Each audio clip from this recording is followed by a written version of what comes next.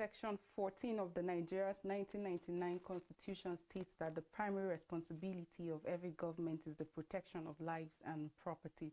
Good evening and welcome to National Talk on ECWA Television International. My name is Joyce Jakada, and tonight, as always, we're going to be taking a look at some national issues. I'm not doing this alone. I have Lois Traki in the studio. Good evening. Good evening, Joyce. I like the smile. How you doing? I'm good. It's going to be ladies' things today. Yes, ladies affairs, you can call it. All right, thank you for joining us. Remember, you can always be a part of this program by going to our official Facebook page at ECWA Television International to drop your comments. And we're glad to know your views on some of the national issues we will be bringing your way. And to start, we have series of burning issues in the country as usual. And then the first we'll start talking about is 2023 election. Verbal violence can transform to physical violence, according to Deputy Baba Ahmed. That's the vice candidate. Presidential candidate of the Labour Party from an interview he had, or let's say a conference or something. Interview granted. Granted, right. He talked about all these things. And we have seen that even before now, people, even organizations, we have the peace treaty pact that was signed earlier on by these presidential candidates, and you know, so that there won't be verbal abuses, and then people will respect each other when it comes to the issue of elections, because election is a very sensitive part of Nigeria and Nigerians as well, and we have been going through a series of one thing or the other when it comes to the electoral process, and we have seen that people have condemned verbal abuses, especially because from you saying something to someone, it becomes violent, and then people will get killed, people will get injured, and he has come out to say, no, this is not right, as most people have said. Lois, when I read this statement by Deputy Baba, who is the vice presidential candidate of the Labour Party, like hearing him speak during an interview, I was just wondering, like, why do we have to keep talking about verbal attacks? Why would we see people that are aspiring to become leaders coming up with disrespectful comments about each other? Like, since the unveiling of this campaign period, what we have been seeing, the political atmosphere, is what you liken to verbal violence. And he has come out to say that this verbal violence, it can transform to physical violence, and this is something that we don't want to. And whether you like it or not, if you live with somebody and the person keeps calling you name, like some people say there's a level that you get to that your patience will be exhausted. You get, and some people might just look at you and say, your cup is becoming full, and before you know, there's always an outburst. And this is coming due to the recent killing of the Labour Party woman leader in southern Kaduna, Victoria Chintex, and she's a mother of 9, and we saw how that she was killed. I pray that God comfort her family. It's quite unfortunate that we're just counting few days, like weeks now. It's barely a month. Okay, it's more than a month. This is February. So we are counting days. We're counting months to the 2023 elections, and then what we are seeing is that some party members are beginning to be killed. And then for some people, they say this is a planned attack, because it wasn't like anything was stolen. They just got into the house and then they shot this woman, and then her husband was shot on the leg as well. Some family members actually escaped. It's quite unfortunate that even after the signing of the peace accord, what we continue to see is political violence, opponents turning against each other, insulting each other, calling each other name. When you see political rallies, attacks. We saw one in Kaduna State when the PDP went for their rally. There was an attack, and then you keep seeing denials upon denials. They will tell you that it's the APC talk. APC will come out and say, no, it is not like that. Why must we always see violence when it's always time for election? Is it not time for us to come together, call our supporters to order? Because when you meet some of these presidential aspirants, they will tell you that they are not aware of this. It's not even them, it's not coming from their party and all of that. But can we start sensitizing our followers? Can we start sensitizing? How would you even sensitize your followers when you yourself, you're found wanting? Like, come on, we've seen how on several occasions, both for coming from the PDP and then the APC, how you see how the people are rendering insult to each other, and you begin to wonder, are you supposed to be setting an example for people that are going to follow you, or what kind of leadership are you going to be giving at the end of the day? These are people that are supposed to be, that are aspiring to lead a nation of 36 states. And then out of all the issues that is bedeviling Nigeria, at the point where we're talking about this country being poverty capital, we're talking about unemployment, at the time where flood has ravaged a lot of, like so many states, properties have been lost. We're talking about food inflation. We're talking about so many things, out of school children. Then instead of these people seeing, coming up with these issues, campaigning on issues, and then saying, see, we have noticed that from so time, because both PDP had its own share of leadership.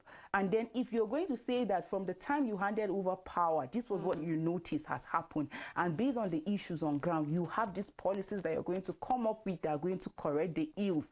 But we keep seeing people insulting themselves, saying you're not going to elect the president that is going to rule from Dubai. That one will say this one is too old to rule. The other person will say this one is desperate. I think we shouldn't be seeing, it's even an insult to Nigerians that despite all the challenges that Nigerians are going through, and then the only thing we decide to do is just to keep insulting. Nigeria is a sensitive nation as far as I'm concerned. Like a nation with diverse ethnic group, religion, belief, and all of that. By the time you start bringing verbal violence, like disrespectful comments, at the end of the day, it might only instigate violence or crisis, and that's not what we want to see. And that is why Dati is calling and cautioning politicians. It should be based on issues. We shouldn't go and stand before people, traveling all the way to different states, and then when you stand, instead of talking about issues, we start talking, insulting each other.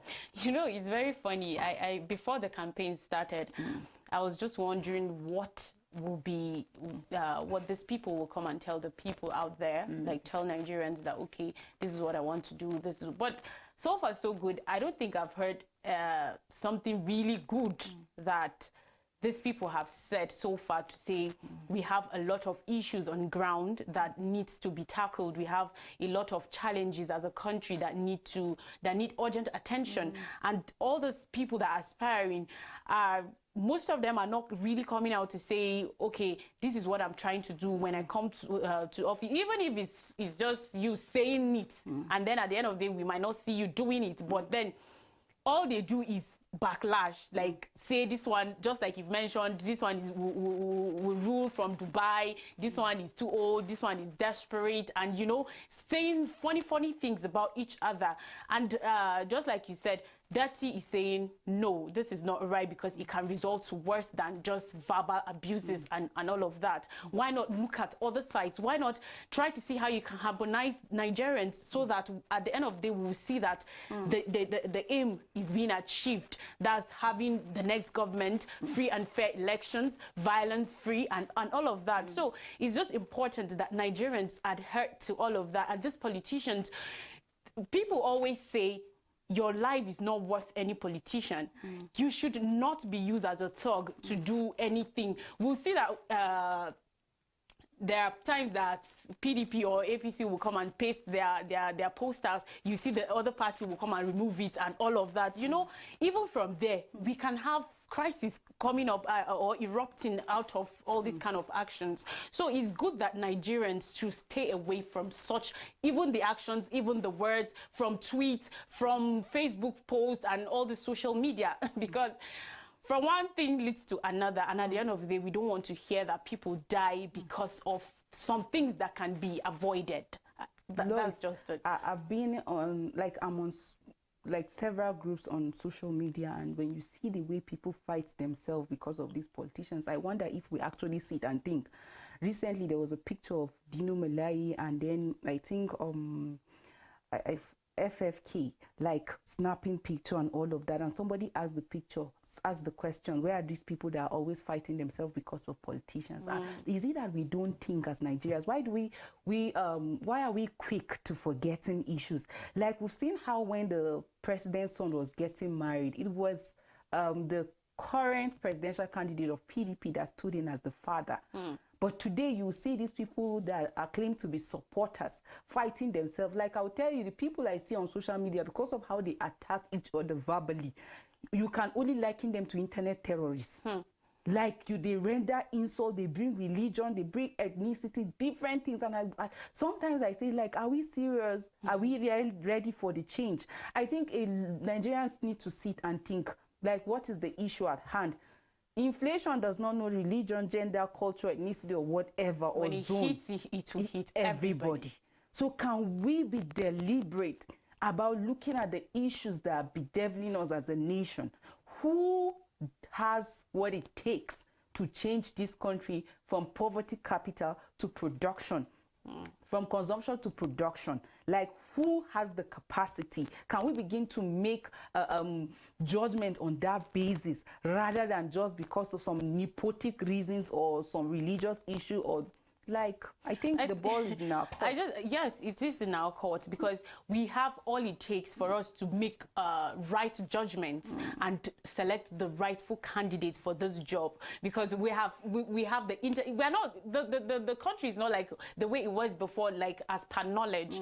We have everything that is available for us to know what is obtainable out there. We see things that are obtainable in other countries, and we know that Nigeria has the resources for us to have those things that people are enjoying in other places. So why not look at or harness the knowledge we have to picking the right candidate instead of us verbally abusing each other, and at the end of the day it will reach physical violence. Nobody wants to die because of a politician. Maybe some people want to, I don't know, but I don't think it's proper, and I don't think your life or the life of any politician, as most people will say, is worth it. We should think right as individuals, as people in the society, as Nigerians. Is our fatherland. We all owe that to the country, that we should live right and do the right thing, especially in this period.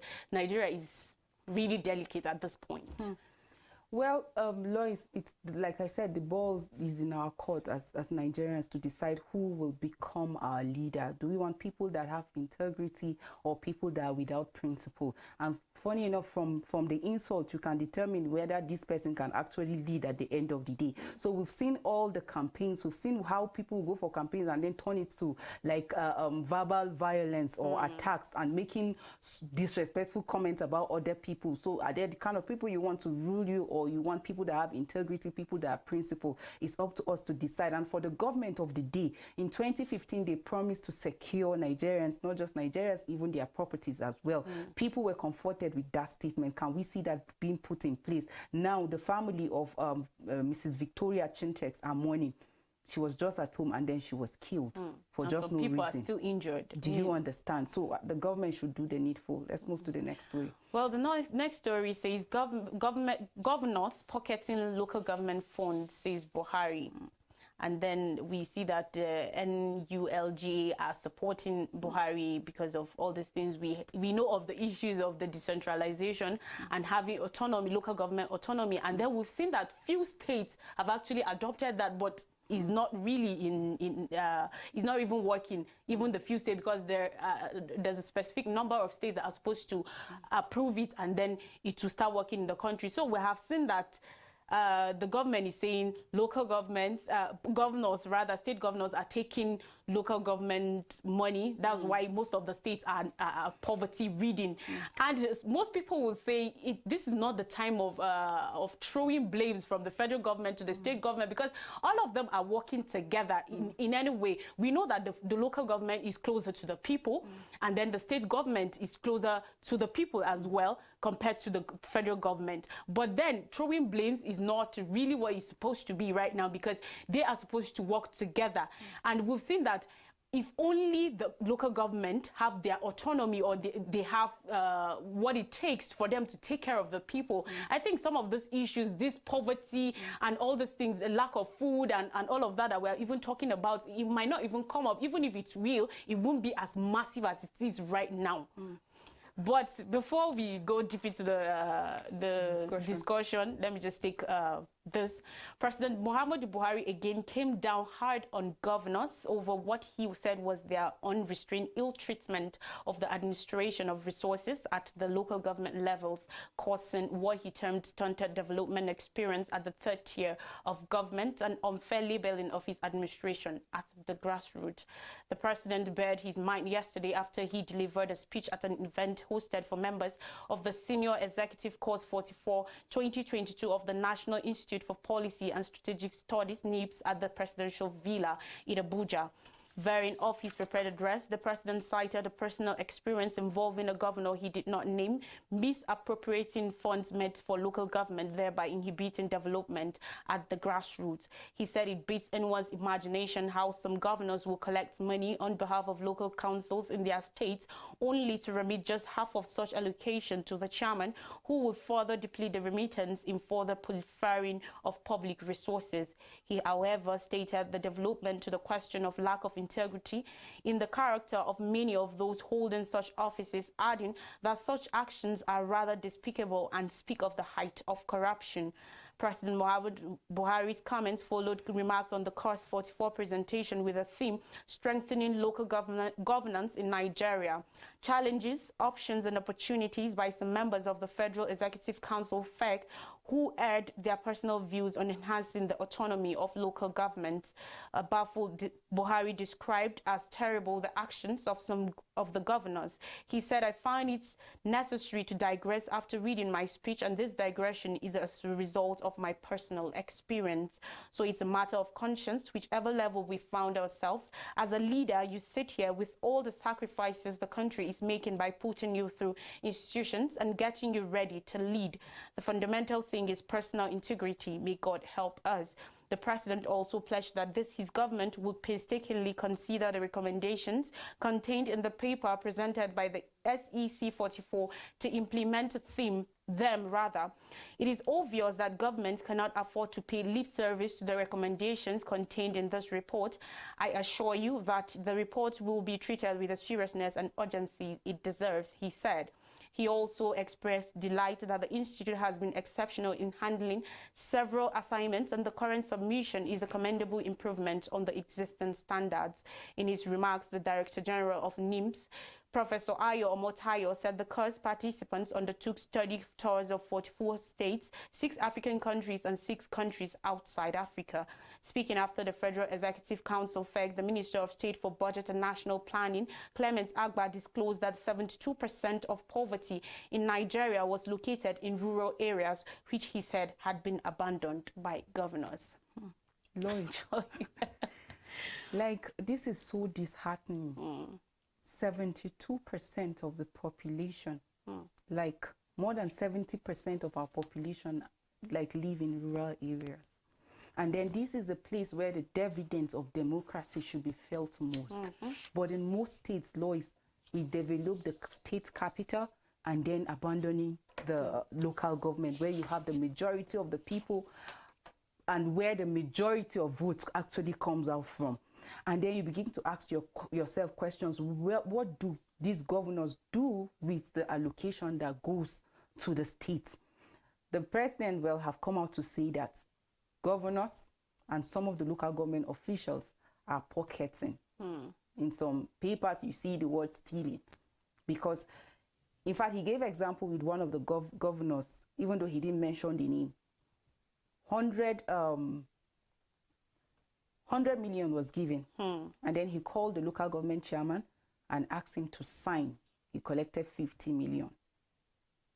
So the other 50 million, who is holding it? And then for the local government chairman, you're expected to pay salary. Then when you are done with paying salary, the remaining money is your own. So no development projects.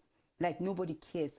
Lois, if you go to some of the local government areas in our nation, like the state of dilapidated road structures, like no quality healthcare facilities. Like, it's a pity.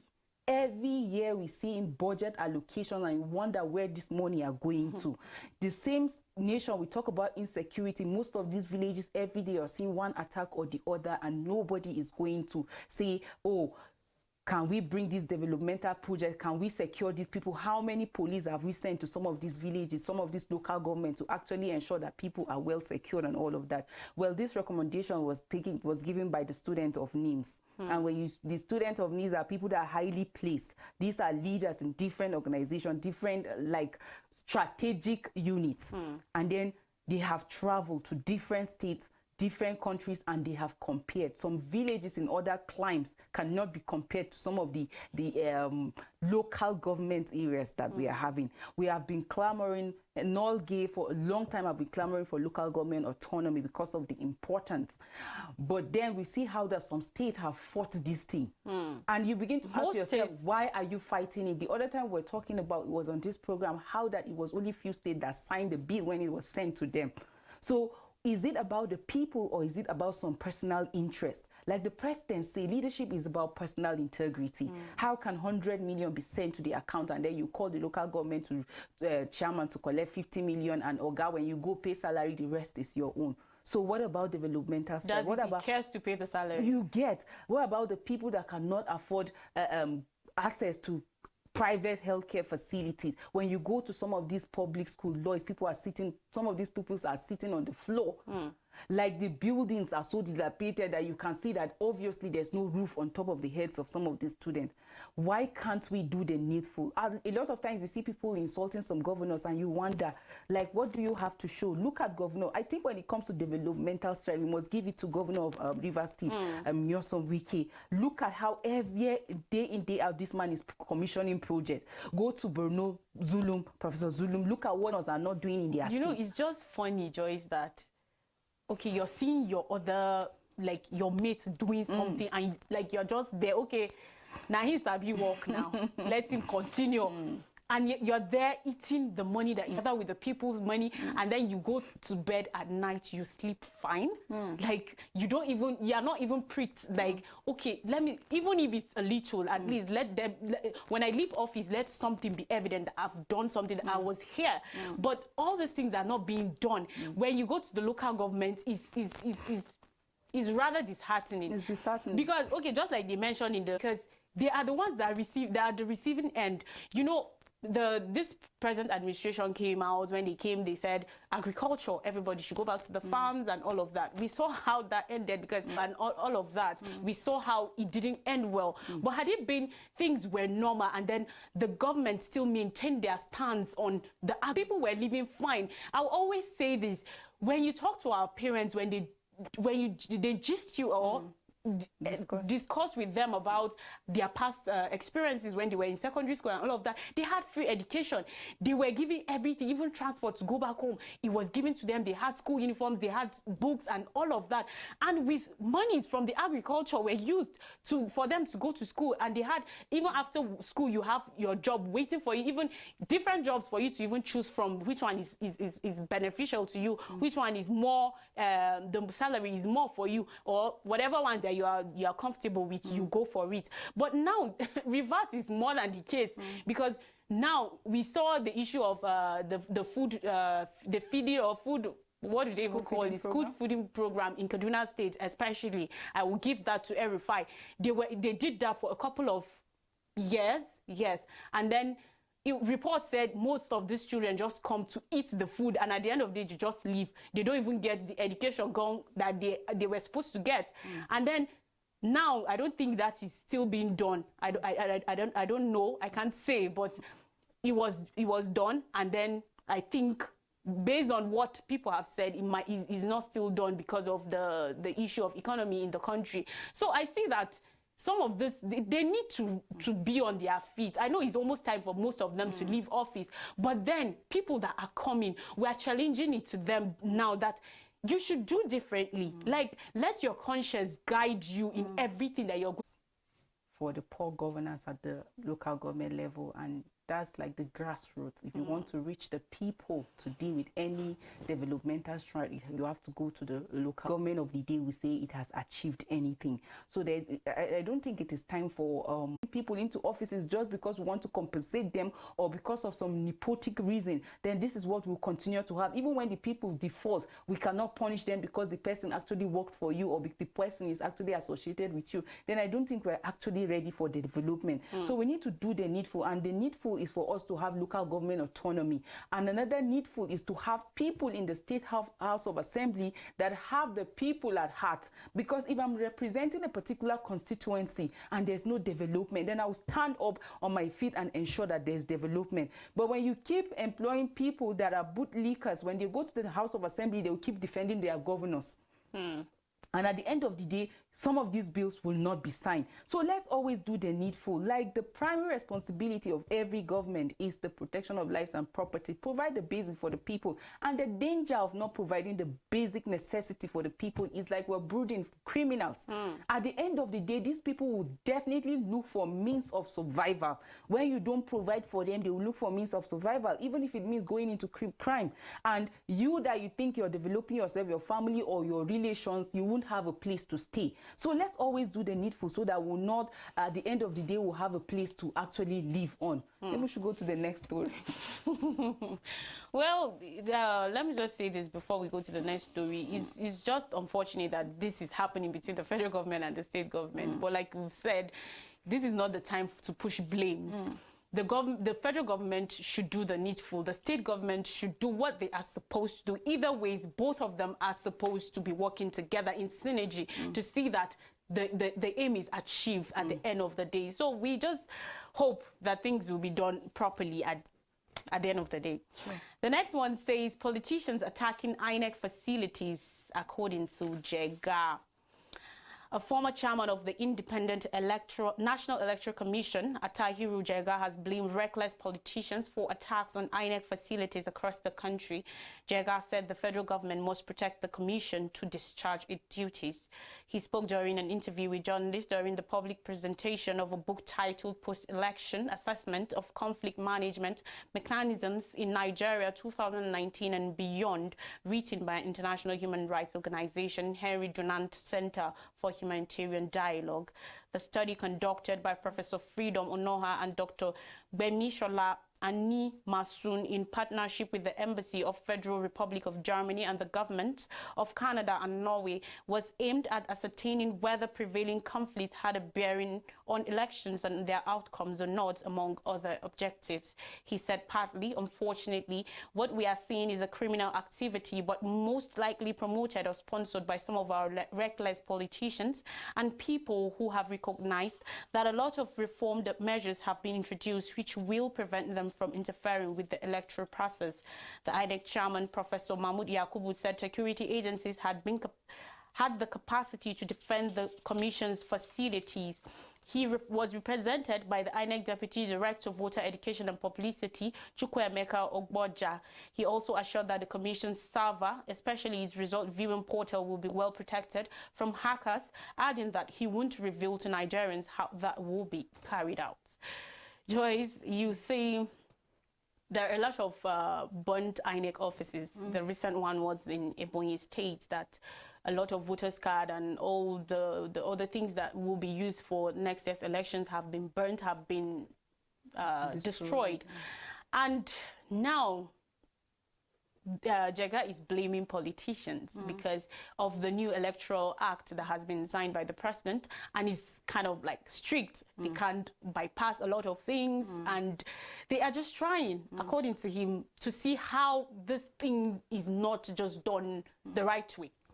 Well, like you said, the burning of some of these INEC offices have generated a lot of fears, and then some Nigerians will be like, will the election hold or not? And then who are the people behind this? Like, why are they targeting INEC offices? It's just some few months the election, and then we are seeing all of that. And each time there's a fire, you hear that voters' cards have been destroyed. Some of the equipment are actually key.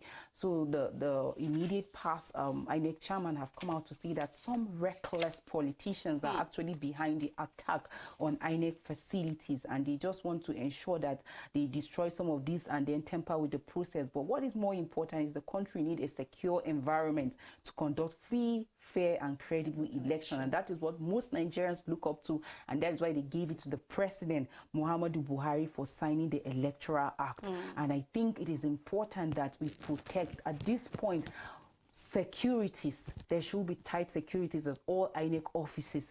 If we need to recruit more, let's do that, because 2023 election matters. Like, it's so important that we get it right if we've not been getting it right. And if we keep allowing these things to continue happening, then I fear what is going to happen. Already INEC are saying, if you don't have vote, there's no way you vote without voters card. Some of these facilities are key to conducting free and fair elections. So it's like taking these people back. Like he said, some reckless politicians, because they cannot. Some people, when the election period is coming so fast, they think of how they can rig elections and all of that. But because of the new Electoral Act, which it was introduced, it will prevent them from interfering with all these processes. And according to him, that is why they are actually trying to destroy some of these INEC offices.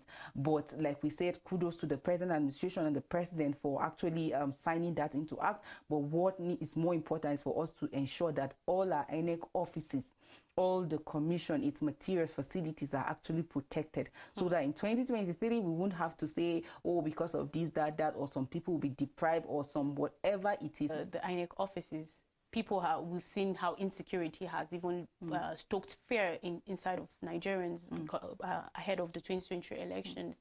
People are saying, we've heard reports about attacks and all of that people are saying some places might not be able to conduct the elections. And now we're seeing offices, INEC offices being burnt down, things destroyed. Scared. Like 2023 is really a very, I don't want to really term it as a scary first quarter of the year for Nigerians, but any ways you want to see it, it is, because this 2023 election is very, very crucial. We need to make a change as Nigerians, because either way this government administration is going, whether they will want it or not, whether they like it or not, because they have done their 8 years and then they have to go according to the constitution of the country.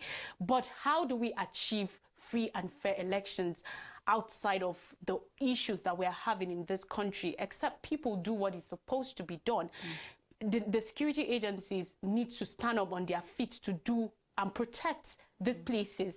Like right now, I feel, if not because maybe there are insiders, probably, I'm not sure, that are having one or two things to do with some of those hoodlums, but then people should do what they are supposed to do. Securities should be put in place in all these INEC offices, especially this period. It's almost time for elections, and then there should be proper protection for everything that is going to be used. People are even having lack of hope on, or lack of faith in the bimodal system that is going to be used, and then looking that some people might not even have their PVC, and INEC have said, if you don't have the PVC, you will not vote. Because, you know, sometimes people will say, don't worry, you can use the paper, or you might go and use your thumbprint and all of that. But Mahmoud is saying, no, you have to have the PVC. If you don't have it, there's no way. So looking at all these ones that have been destroyed now, if they don't get it, they will not be able to do it at the end of the day. Even when the administration or the new ones come, people will start, I didn't vote, I didn't vote for them, I did not collect my own, they burnt it and all of that. So we should just avoid some of these things, so that we will do the free and fair elections that we want, and we'll have the change that Nigerians are clamoring for. It's really very important. We look forward to that. Like Lois said, it's scary, but well, I think Nigerians are more ready, more than ever before, especially the young people. Like, people have gone through a lot have gone through people. So I think we all need to put our hands together to do the needful. They say, if you see something, say something. And what is more important is to ensure that our results viewing portal, the commission server, should be protected, because at this point, by all means, hackers too might be trying all they can to ensure that they hack those sites. So let's ensure that these properties, these facilities are being protected. The next story. Okay, this is rather controversial. Adamu's tweet, NANS plans nationwide protests. The National Association of Nigerian Students, NAN, said it will embark on a nationwide protest over Aminu Mohammed, a student of the Federal University of Dutse, Jigawa State, who was remanded by court after criticizing the First Lady Aisha Buhari on Twitter. In a statement issued on Thursday, the president of NANS, Usman Barambu, announced plans for a massive protest to be held across the country on Monday, December 5, 2022, to emphasize the students' demand. The NANS president also called for the Federal University Dutse students' unconditional release. Sequel to the exhaustion of all other agents of government, we hereby notify of the decision of the leadership of the National Association of Nigerian Students to proceed on a nationwide protest, the NANS president said in a memo to the organs of the association. We have consulted and consolidated and neither yielded desirable results in seeking the freedom of Aminu Adamu Mohammed, student of the Federal University Dutse. Hence, the protest shall commence as follows: Monday, 5th December 2022, nationwide, according to the president. Barambu made it clear that the protest was directed at both Aisha Buhari and Usman Baba, the IGP, until the student is released. Like I mentioned before I started reading, it's rather controversial to me because we have seen tweets about first ladies in this country. A lot. Racism compared to what she has. I've seen videos, I've seen comedies, I've seen posts, a lot of them that have been made on catching fun, let me use that word, with her, you know. But then Aminu Adamu tweeted on June 8th about the president's wife, Aisha Buhari. Interpretation and translation from Hausa to English. There are people that don't understand Hausa, especially in the eastern and southern part of Nigeria. So probably they might not understand exactly what it means, because the Hausa president is saying they are going on strike until this person is being released, because the manner in which he was even taken is not appropriate based on what we have in the constitution. We say that we have a constitution that overrides everybody, like everybody should be under the constitution, but we see a lot of things happening, especially when you are nobody in the society. You the law is for a specific set or a set of people that they should deal with it, which says it is. I think the proper thing should be done. It should be taken to court. It should follow due process, and then they take it from there. Because what if he dies at the end of the day after the beating? We know how the security agents in this country can be. We had the issue of the SARS, how they have molested people. And then Nigerians came out to say, no, we're not going to take this. You people are supposed to be friends to us. We're supposed to bring our issues to you. You're supposed to protect us, our lives and our properties. But we see the other way. The other is taking the other way, which is not acceptable. Well, the issue of Aminu Mohammed Adamu, 500 level student of Federal University of Dutse, like, it's a thing of concern for me, for our nation, because the first thing that comes to my mind is that, do we have laws? What are the procedures? Did we follow it? Because he was actually trailed to Dutse, Jigawa State capital, and where he was arrested. The university students, that about 5 months ago, that was what he posted. He tweeted 5 months ago, June 8th specific, and then the police trailed him to. After the 2 weeks, that was when he was now on Tuesday, he was arraigned before a judge, Yusuf Halidu of Federal Capital Territory at Maitama, where he pleaded not guilty and was remanded at Suleja prison in Niger State. And then what was his offense? The police have come out to say that he alleged offense bordering on defamation, cyber stalking, which contravenes section 391 of Penal Code. And I said, if this is what we are alleging that he did, why not allow the law to take its course? What is the process? What if somebody and just pick him up like that, go and detain him, torture him, and all of that? Like he was secretly, you get. So some Nigerians have come out to react that this is just abuse of power. Like, I asked myself the question, is it that laws are meant for some people and then some other people are above the law, or what? Sometimes law is even on traffic. You see how the security agencies, some personnel will just come and just bypass the traffic, like acting like they are going to every other person on the road is not human. They just pass. If it's case of emergency, well understood. But some cases like they are above the law, and you begin to ask, so these laws are made for who? So I think we should begin to do the needful. When for you to be a good leader, you must be a good follower. Well understood. And what kind of leader are you? The president talk about personal integrity. How can we, like I said, we are not cursed as a nation. We just keep electing people that are not responsible into offices that matters most. So this should be an eye-opener to Nigerians. Who are the kind of people that you're deciding to elect come 2023? Are they people of integrity? Are they principled people? Are they people that love the country, love the people of the nation? Are they people that are willing to stand for you? Or because you are nobody, then they just take advantage of you and then just do what? Or they are there to just accumulate power, wealth, and then just stand for their family, and every other person means nothing. Let's forget about nepotism. Let's forget about sectionalism, about ethnicity. Let's look out for people.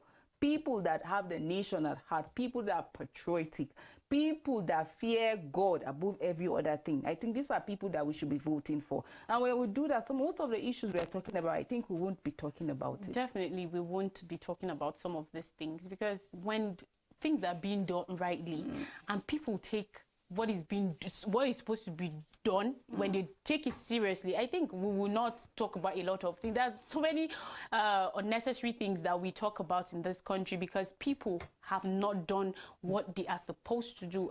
Like we always say, if you're not doing what you have been appointed or you've been elected to do, you should vacate. We have seen people that have left offices because they feel they are not doing what is expected of them. We've seen people done that. Recently, we've seen the former British Prime Minister, yes, Liz Truss, that left office because she felt, okay, I'm not doing what I'm expected to do. And why should I be there occupying that seat and not doing what I'm supposed to do? She left the office. Although people criticized her, people insulted her, and she had a lot of things to deal with. But then it's better you go with your integrity, with your dignity, than for you to stay there and be useless. Well said. Our time is fast spent and we need to draw our curtains. Thank you so much, Lois, for doing this with me. Thank you for having me. Brilliant analysis. Thank you. And to our viewers out there, thank you so much for staying with us on today's edition of National Talk. Remember that democracy is about providing good governance, and good governance is about securing lives and property. It is up to us to hold the people we elect accountable. Reduce your expectations of unnecessary things. Hold them accountable, and if you do that, posterity will clap for you. Until we come your way next week, you have a blessed weekend. Bye-bye.